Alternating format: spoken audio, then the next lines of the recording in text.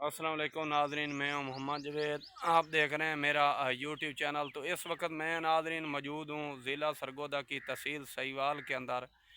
تو اس کو وقت ہم دکھانے جا رہے ہیں آپ کو ناظرین ایک پیر شاہیاں دربار دکھانے جا رہے ہیں، جس کی کچھ کہاوت اس طرح کی ہے کہ سانپ پکڑے جاتے ہیں جیندے، تو یہاں کے جو مزاور ہیں وہ پکڑ بھی لیتے ہیں، تو ان کو کچھ بھی نہیں کہا جاتا۔ تو یہ ساری ڈیٹیل جو ہے نا انشاءاللہ تعالی آپ کے ساتھ شیئر کریں گے۔ اس وقت یہ میرے پیچھے آپ دیکھ سکتے ہیں کہ ڈیرہ محسن رضا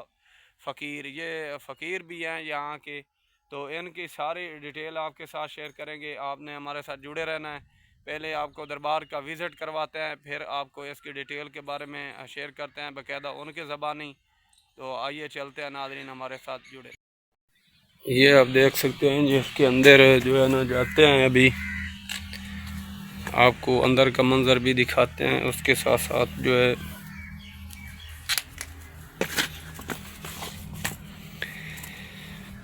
بسم اللہ الرحمن الرحیم، یا اللہ پاک کرم کریم۔ یہ ناظرین آپ دیکھ سکتے ہیں کہ اس کی جو ہے نا اس کا آپ کو میں ہسٹری کے بارے میں اگر بتاؤں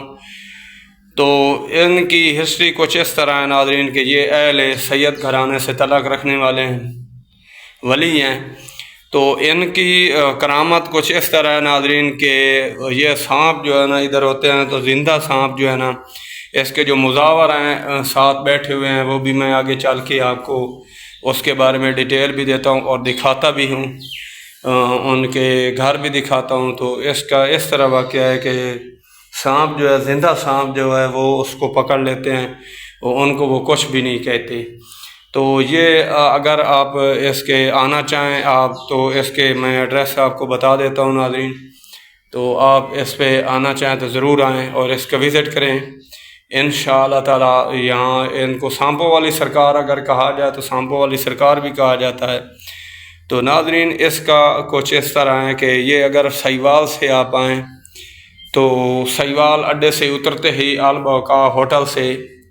تقریباً جو ہے 1 کلومیٹر نہر جو ہے اس کی طرف آپ سفر کریں تو آگے پیر شاہیاں اس کو کہا جاتا ہے۔ تو پیر شاہیاں دربار جو ہے نا آپ کو یہاں پہ آپ آئیں اور آ کے آپ وزٹ کریں، اور اس کی ساری جو ہے نا معلومات ڈیٹیل آپ لوگوں سے بھی لے سکتے ہیں، ان مزاوروں سے لے سکتے ہیں۔ جی ناظرین، تو اس وقت ہمارے پاس موجود ہیں، یہ میرے پیچھے آپ بورڈ دیکھ سکتے ہیں جی،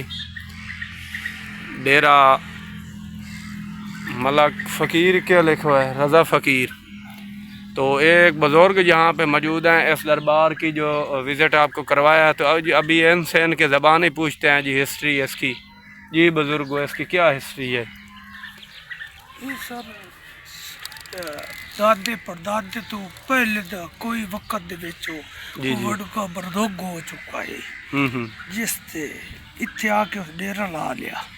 ڈیرہ لا لیا تو اصل ہے کیڑی جگہ تو آئے؟ کوئی پتہ نہیں کتھوں کے بڑے تھوڑے اہل سید دی ذات جی جی کتنے سال دی کم از کم گل 200-300 سال دی؟ یہ جڑے ویلے ہندوستان تو پہلے 200-400 سال دی گل ہے، تقریباً 200-300 سال پرانی۔ اتنے آ کے ڈیرہ لا لیا، ڈیرہ لایا ہوا جی جی ایدے آؤ منجو ملنگو اتھو لے آؤ لسی کنگا لے آؤ۔ یہ پلاندے کچا اتو دریا گزری ہویا، پلاندے کچا اتھو اتو ملنگ ٹور پہ اج بھی پنن منگان والے ہوندے نا، یہ طریقے بھائی میاں سن کوئی کنگے دی لوڑ ہے سن دیو، چل تواڈی ایسی تے تیسی کیتی آ کے کوڑ آ گئے تو سن کنگا کیوں منگیا نہیں؟ جی جی کنگا کیوں منگا نہیں، کنگا پنجابی جی لسی جی۔ یہ تو کون ہو گئے کیویں آ گئے منگن، وہ ڈور چھوڑیو نے، ڈور کوئی نظر نہ آئے۔ اچھا انہاں دے ڈور چھوڑیو، انہاں بجا چھوڑیا اتنو، انہاں ملنگا نو میں ساڑی مجھی تے ڈور ڈردے پے، چلو تواڈی ایسی ایسی کیتی آ کے تو نکل ساڈے کول لسی شسی کوئی شے نہیں تھی۔ اچھا وہ جڑ پیچھے ہٹے انہاں آکھیا بابا جی، انہاں آکھیا کوئی کنگا نہیں، کیوں؟ انہاں آکھیا نکل جاؤ اتھوں تے اساں وگ آیا،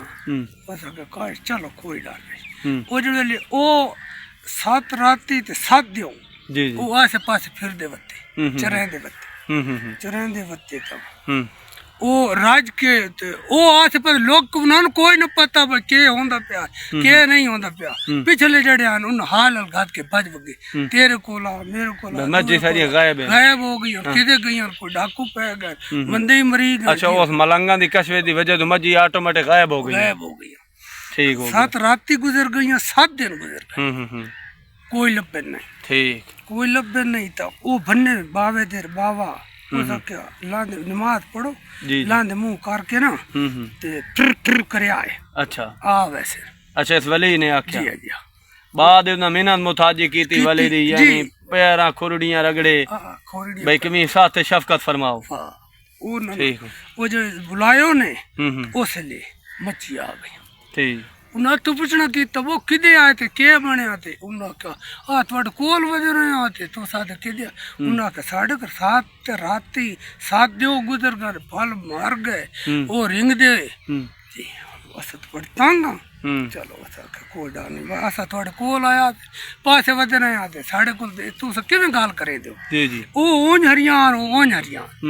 खैर आ गए तो वो बत जिथे डेरा ना जी जी ये बस पिछे में लाट हुई जिवे रकबा घोड़े ते लाट होते जी जी लाट हुई बाते हुकूमत दी अलाटमेंट जिमें हुई है ये सरकारी रकबे दी होया जी उसे ले बाते असा आ गए थे जी जी ये वो 9.5 साल ये ਤੁਹਾਨੂੰ ਵਦ ਮਿਲਿਆ जी जी साल मिलिया ਅੱਛਾ ਇੱਥੇ ਹੋਰ ਇੱਕ ਜੀ ਇਹ ਕਹਾਵਤ ਕੇ ਸੱਪ ਜਿਹੜੇ ਨੂੰ ਜਿੰਦੇ ਫੜ ਲੈਂਦੇ जी जी जनाब अच्छा इसे औलाद कशवश ना इससे नाल जी नाज़रीन तो इनके ज़बानी सुनते हैं कि सांप जो है वो पकड़ लेते हैं ये जिंदे इस कशवश के दरबार की कशवश से इनको पूछते नहीं हैं ये इनसे सुनते हैं जी जित मर दिया जी जाते चौकी बागाट रूड़ी 84 ताई जी जी कोट मोमेंट ताई ओ जिमें जिमें कोई बात दसे दे लैके ते सना से लैके टुर पे जी जी बचपन जी दुआ ही एक विखा ता सही बस मैना ते मैं हाथ घात लेना चा लेना अच्छा लोग तो आदे अजमूदे कीते हैं लाए गए भाई झूठ है या हकीकत है वो बात हकीकत वो ऐसा भी बात इसी कश मतलब जित वादी चा लेना चा को तय कर लेना वो नहीं चाक मारना नहीं बहना जी छोड़ा तो बात तो एक काले फनीर तो ये तो जड़े ये तो सन वेख के ते सिर हेठ च करे ना 6 बजे जी कैसे 6 बजे ठीक इन हालात ठीक वक्त आ भाई हुन वो सदियां तब्दील होदी डंग डंग मत विच नस्लां दी ठीक अब विच आ गया ना हुन जी जी आजाद दे पिछ पठान ते साडे विच ओ